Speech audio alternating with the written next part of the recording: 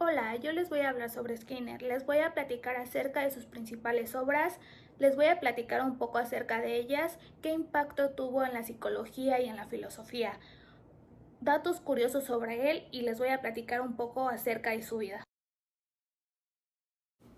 Soy Michelle Salgado de la licenciatura de Psicología de primer semestre de la Facultad de Humanidades y Ciencias Sociales. La materia está a cargo de mi profesor Fernando Martínez. Skinner nació el 20 de marzo de 1904. Su padre era abogado y su madre una inteligente y fuerte ama de casa.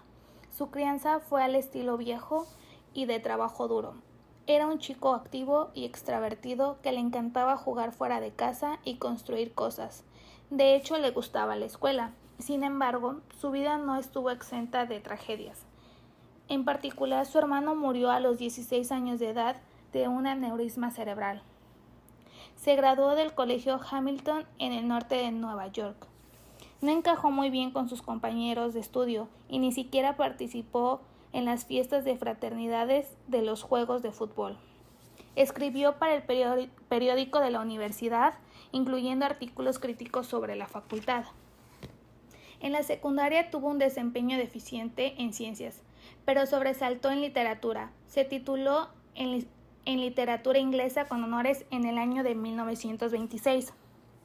Al final se resignó de escribir artículos sobre problemas laborales y vivió por un tiempo en la ciudad de Nueva York como bohemio. Después de algunos viajes decidió volver a la universidad, esta vez en Harvard. Consiguió su licenciatura en psicología en el año de 1930 y su doctorado en 1931, y se quedó allí para hacer investigación hasta 1936. En el año de 1936 comenzó a trabajar como profesor en la Universidad de Minnesota. Fue un psicólogo y filósofo social. Falleció en el año de 1990, el 18 de agosto. El conductismo es una corriente psicológica que considera la conducta o el comportamiento como el objeto de estudio de la psicología. Los conductistas a menudo han sido vinculados al mundo de la psiquiatría por su utilización del método experimental para obtener conocimientos. Sus inicios fueron en las primeras décadas del siglo XX. Establece la conducta como el único medio válido para hacer investigaciones. Existen dos variantes, el condicionamiento clásico y el condicionamiento operante. La teoría del aprendizaje es un tipo de aprendizaje que tiene que ver con el desarrollo de nuevas conductas. La conducta se puede dividir en tres. 1. Cambios en el medio. Son ciertos estímulos y características en el entorno que nos llevan a comportarnos de cierta manera. 2. La búsqueda de los objetivos. Siempre va a tener un porqué, una razón, un algo para que se motive. Y la 3. Consecuencias positivas. Conductas buenas que se van a seguir presentando y conductas malas que no. Skinner partió de las ideas de Pavlov. La psicología es la ciencia del comportamiento humano. Skinner define el comportamiento en términos con su relación de las variables del entorno. ABC de la psicología se puede definir como A, antecedente, B, comportamiento y C, consecuencias. El comportamiento es algo del fundamento genético de la persona o porque ha sido reforzado por otras vías. Las consecuencias es cuando ha ocurrido una vez, es probable que vuelva a ocurrir. Un estímulo es el que se encarga de controlar las probabilidades. Los programas de reforzamiento son reglas que indican el momento y la forma en que los refuerzos se relacionan con las respuestas. Estos programas influyen en distintos aspectos del aprendizaje, como la rapidez con la que se aprende inicialmente una respuesta, la frecuencia con la que se ejecuta la respuesta aprendida, la frecuencia con la que se hacen las pausas después de los reforzamientos o el tiempo que se sigue ejecutando la respuesta una vez que el refuerzo deja de ser predecible o se suspende. Existen dos tipos básicos de reforzamiento. 1. El reforzamiento continuo y el reforzamiento intermitente. El reforzamiento continuo, cada una de las respuestas da lugar a la aparición de un refuerzo. Este tipo de reforzamiento parece ser el modo más eficaz para condicionar inicialmente una conducta. Sin embargo, cuando el refuerzo cesa, la conducta aprendida se extingue rápidamente. Por su parte, el reforzamiento intermitente, las respuestas solo se refuerzan algunas veces, como es el caso de una persona que juega a las máquinas y recibe el refuerzo o un premio cada varias jugadas. Este tipo de programa produce una conducta más estable cuando el reforzamiento se vuelve impredecible. El condicionamiento operante es seguido de una consecuencia. La naturaleza de esta modifica la tendencia del organismo a repetir el comportamiento en el futuro. Se divide en 3 mecanismos. El primero es el refuerzo. Consiste en un estímulo que sigue a una respuesta y aumenta la probabilidad de que se repita en el futuro. Esta puede ser positiva o negativa. Positivo quiere decir que las respuestas que son recompensadas tienen más probabilidad de repetirse, y la negativa son las respuestas que reflejan actitudes de escape a situaciones no deseables. Tienen alta probabilidad de repetirse. El segundo mecanismo es la extinción. Respuestas que no son reforzadas son poco probables que se repitan. Y el tercer mecanismo, el castigo. Respuestas que son castigadas de consecuencias no deseables. La educación para Skinner han sido muy importantes tanto en la enseñanza escolar como en los programas de formación empresarial y militar. La influencia de Skinner en la educación ha sido muy importante en conceptos como la enseñanza programada, la enseñanza individualizada y la evaluación continua. Skinner entendía el aprendizaje como un cambio en la conducta resultado de la experiencia entre conexiones estímulo-respuesta. Los aprendizajes complejos están basados en aprendizajes simples. Las tareas deben plantearse subdivididas en sus partes más elementales para que puedan ser aprendidas. El material a enseñar debe subdividirse en fragmentos que permitan aportar con más frecuencia un reforzamiento hacia el estudiante. Es importante buscar la objetividad, plantear una definición operativa del aprendizaje, es decir, formular los objetivos educativos en términos conductuales. Los objetos deben ser observables, ya que sólo así pueden ser evaluados. Deben ser ordenados de forma que la consecución de cada paso facilite la del paso siguiente, aumentando progresivamente la dificultad y complejidad de la tarea. Se debe proporcionar una retroalimentación lo más inmediato posible tras la emisión de la respuesta del alumno, reforzando así cada avance. Reconocer que cada escolar sigue su propio ritmo de aprendizaje. Es fundamental centrarse en el aprendizaje individualizado también. El CBT incorpora directamente las técnicas de Skinner y su uso de una jerarquía secuenciada de objetivos, evaluación frecuente y retroalimentación para valorar el desempeño del aprendiente. Las aportaciones de Skinner al campo de la enseñanza han sido fundamentales. La máquina de enseñar o la máquina de Skinner en la enseñanza programada. Skinner era una persona creativa, imaginativa y le gustaba inventar y diseñar artefactos desde su infancia. Las aportaciones más importantes del aparato o la máquina de Skinner fue la corroboración inmediata de la respuesta acertada, la probabilidad de que el manejo del artefacto resulte lo bastante reforzador como para mantener al alumno atento a la tarea durante un buen rato del día. De acuerdo con su capacidad, tratando de solucionar tantos problemas o de contestar a tantas preguntas como le sea posible en el tiempo que dure la clase. En caso de que el niño tenga que salir de la escuela o vaya a interrumpir la sesión por cualquier otro motivo, podrá seguir luego en el mismo punto en el que se quedó interrumpido anteriormente.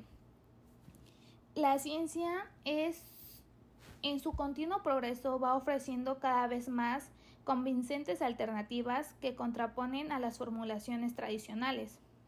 El comportamiento, en cuyos términos debe definirse en últimas instancias el pensar humano, merece por sí mismo ser tratado como la meta sustancial de la educación. La caja de Skinner. A principios de los 40 comenzó a experimentar con animales. Creó esta cámara cuando era estudiante graduado de la Universidad de Harvard. Skinner diseñó una caja para experimentar el condicionamiento operante, también llamado instrumental. Su objetivo fue medir cómo los animales reforzaban o no su conducta en relación a la consecuencia de sus acciones. Esta jaula era lo suficientemente grande para acomodar al animal de objeto de estudio, el cual debe poder moverse con cierta libertad en la misma. En general, se construyen a prueba de luces y de sonidos externos, para evitar estímulos ajenos a los del experimento. La caja de Skinner permite a los experimentadores estudiar el condicionamiento de las conductas, enseñando a los pequeños animales, generalmente ratones o palomas, a enseñar ciertas acciones, como presionar una palanca, en cierta respuesta a estímulos específicos como una luz o una señal sonora. Cuando el animal realizaba la acción prefijada como correcta, un mecanismo de la caja libera comida u otra recompensa. En otros casos, el animal recibe un castigo por ausencia de acción o por acciones prefijadas como incorrectas. Con la ayuda de este sistema es posible experimentar distintos programas o estrategias de aprendizaje para la estabilización u olvido de conductas en los animales de objetos de experimento. Walden 2. 3 libros han utilizado la palabra Walden como título principal para referirse a una concepción de la vida, de la sociedad y de la naturaleza humana. Walden 1854 fue el primero, Walden 2 de Skinner en 1948 y Walden 3 en 1979, cuyas ideas cambiaron la conceptualización de la psicología como ciencia y su lugar en la sociedad. Sin embargo, Skinner estuvo profundamente involucrado en su época y en su sociedad, y sin dejar de ser un digno representante de la cultura estadounidense, se convirtió en un verdadero ciudadano del mundo. Entre Walden y Walden 2 transcurrieron 94 años, y el mundo cambió considerablemente. Skinner nos cuenta que escribió Walden 2 a comienzos del verano de 1945, cuando la Segunda Guerra Mundial estaba en sus últimas etapas. Skinner se preguntó si la ingeniería conductual que él tanto había mencionado en sus trabajos podía hacer algo para mejorar la vida cotidiana de las mujeres y de los hombres debido a lo que acababa de pasar en la civilización de Occidente. Skinner tenía 2 meses libres en el verano antes de irse a Indiana y decidió utilizarlos para escribir su utopía científica, Walden 2. Se trataba de una comunidad de aproximadamente 1000 personas que viven juntas y utilizan los principios del análisis experimental de comportamiento para organizar una comunidad ideal o sociedad ideal. La historia la narra un profesor de psicología, quien lo acompaña un profesor de filosofía. La estructura social de Walden 2 es así: se divide en un grupo existente de 6 planeadores o planificadores y un grupo de manejadores o administradores. Los planeadores dictan normas, revisan el trabajo de los administradores y vigilan el estado de la comunidad. También desempeñan ciertas funciones judiciales. Los administradores son especialistas a cargo de las divisiones y servicios de la comunidad, administrador de alimentos, salud, ocio, artes, entre otras cosas. Los ejemplos son siempre de ese país, a pesar de que el autor, o sea, de Estados Unidos, a pesar de que el autor era una persona muy bien informada acerca del contexto internacional y de la historia y geografía provincianas, las referencias al resto del mundo son muy tangenciales y en la mayor parte de los casos son simplemente inexistentes. Walden Two se ha tomado muy en serio como modelo para construir una sociedad al mismo tiempo ideal y real. Es necesario estudiar experimentalmente nuevas formas de organización social, procedimientos o estrategias de cambio social o acción social. Más allá de la libertad y dignidad, se divide en 8 partes. La primera, tecnología de la conducta. El hombre o ser humano intenta resolver problemas que afectan al mundo actual. La misma tecnología que hace que esto sea una consecuencia más grande, ya que no se concentra en la conducta y en el interior del ser, gracias a la creencia y a la tecnología que han tenido un control. 2. La libertad. La lucha del hombre por la libertad no se debe solo al deseo de ser libre, sino a ciertos procesos conductuales que tienen inserción de rechazar y de huir a todo aquel que represente un daño o un riesgo al ser. La lucha de diferentes instituciones, ya que es hora de que ya no nos dejemos llevar por las ideas y estereotipos de los medios de comunicación. 3. Dignidad, proceso por el cual se le da crédito a las personas por sus acciones que realiza. Constantemente se hace uso de un premio o castigo cuando se considera justo o injusto. Admiración y elogio cuando es positivo. Cuando es negativo, el ser humano tiende a huir y su conducta es mala. 4. Castigo. Tiene la finalidad de que las personas no actúen de determinada forma. Desaparecen conductas indeseables cuando la persona es castigada. Ya no vuelve a la conducta anterior. Desde la niñez sabemos que hemos tenido conductas que no son aceptadas en la sociedad y que hay que corregirlas inmediatamente. También es prevención o sublimar la conducta, lo que no puedes hacer y lo que no haces por las leyes impuestas en la comunidad.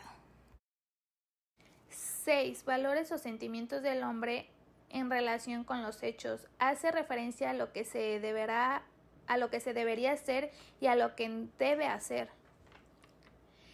Ha llegado a determinar lo que es bueno y lo que es malo. Valores positivos y negativos. Depende ya de la percepción de cada persona.